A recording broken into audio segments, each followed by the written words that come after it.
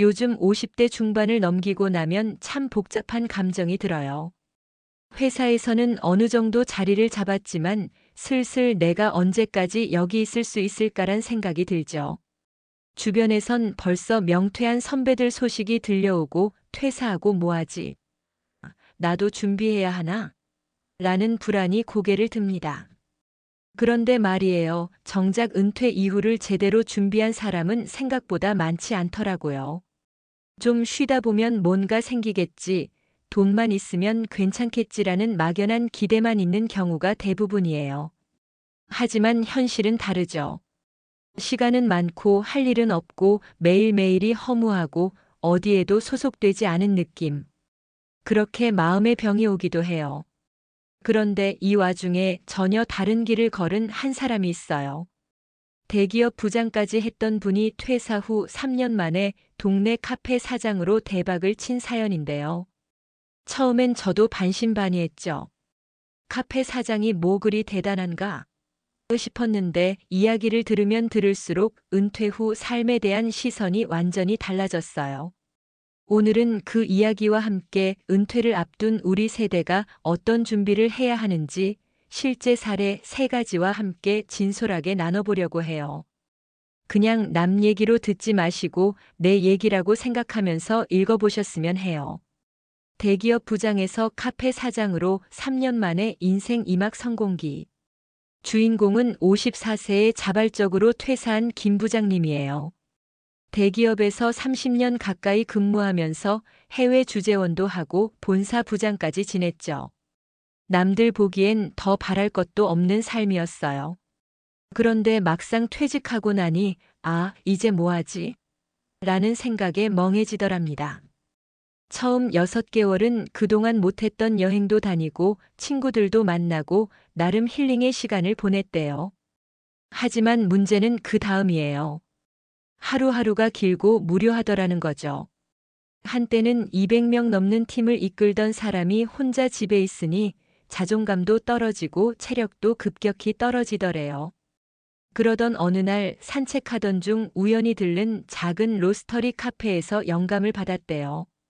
따뜻한 커피 향과 아늑한 분위기, 그리고 손님들과의 소소한 대화. 그 순간 이거다 싶었답니다. 바로 그날부터 커피 공부를 시작했고 바리스타 자격증도 따고 카페 운영 노하우도 배우기 시작했죠. 3년 후 본인이 직접 기획하고 인테리어까지 손수 꾸민 작은 카페를 열었는데 결과는 대성공. 단골이 줄을 서고 동네 소문난 핫플레이스로 자리 잡았대요. 비결은 단순했어요. 돈을 벌겠다는 마음보다 사람들과 진심으로 소통하고 싶다는 마음.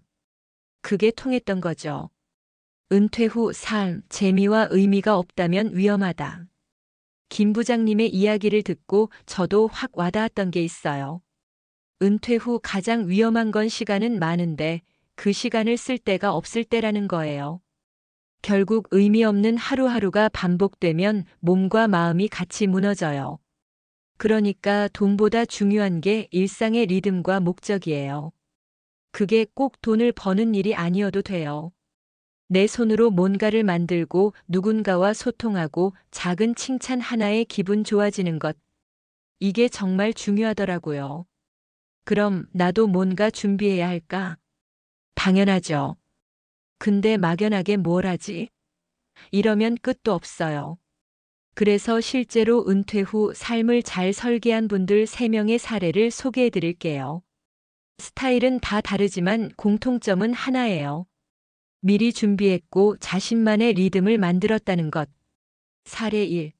내가 좋아하는 걸 일로 만들었어요. 56세 김선희 씨, 반찬 가게 운영. 김 씨는 요리하는 걸 워낙 좋아했어요. 퇴직 후 1년 동안은 쉬었지만 어느 날 왜 내가 좋아하는 걸로 작게라도 해보지? 란 생각이 들었대요. 그래서 동네 마트 옆 작은 공간을 임대해 반찬 가게를 시작했죠. 처음엔 하루에 몇 개 팔리지도 않았지만 정성이 통했어요. 정갈하게 담고 어르신들에게 한마디 따뜻하게 건네고 6개월 후부터는 줄 서서 사가는 단골이 생겼어요. 퇴직 전보다 수입은 적지만 매일매일 살아있는 느낌이에요. 이게 진짜 인생 아닌가 싶어요. 사례 2. 배운 걸 나누니 더 보람차요. 60세 정광호 씨, 시니어 코딩 강사. 정 씨는 IT 업계 35년 경력자. 퇴직 후 처음엔 컨설팅도 했지만 큰 재미가 없었대요.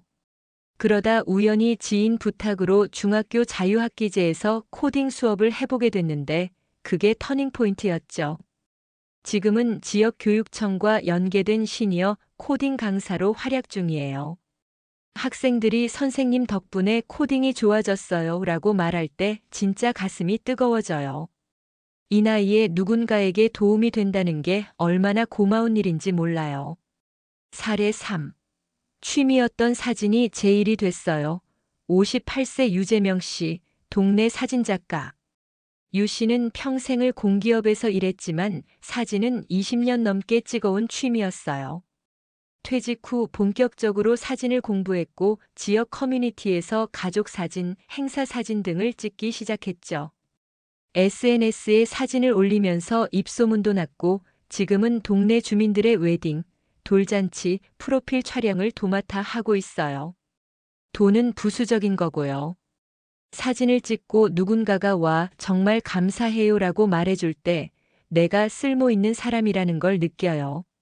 결론 은퇴는 끝이 아니라 진짜 나로 돌아가는 시간. 우리는 평생 직장인으로 살아왔어요. 누구의 부하 직원, 누구의 상사, 어떤 부서의 누구. 그런데 은퇴 후에는 그런 타이틀이 싹 사라져요. 그때부터는 진짜 내 이름으로 살아가야 하죠. 그게 참 두렵고 막막하지만 한편으론 아주 소중한 기회예요. 내가 뭘 좋아했지? 뭘 해보고 싶었지? 를 다시 꺼낼 수 있는 시간. 중요한 건 준비예요. 그리고 너무 큰 걸 바라지 않아도 된다는 거예요. 작은 관심사 하나가 내 인생 이막의 시작이 될 수 있어요. 마지막으로 오늘 이 글을 보신 분들께 꼭 드리고 싶은 말이 있어요. 은퇴 준비는 단지 돈이 아니라 내 삶의 방향을 정하는 거예요. 그 방향만 잘 잡으면 인생 후반전은 더 빛날 수 있습니다.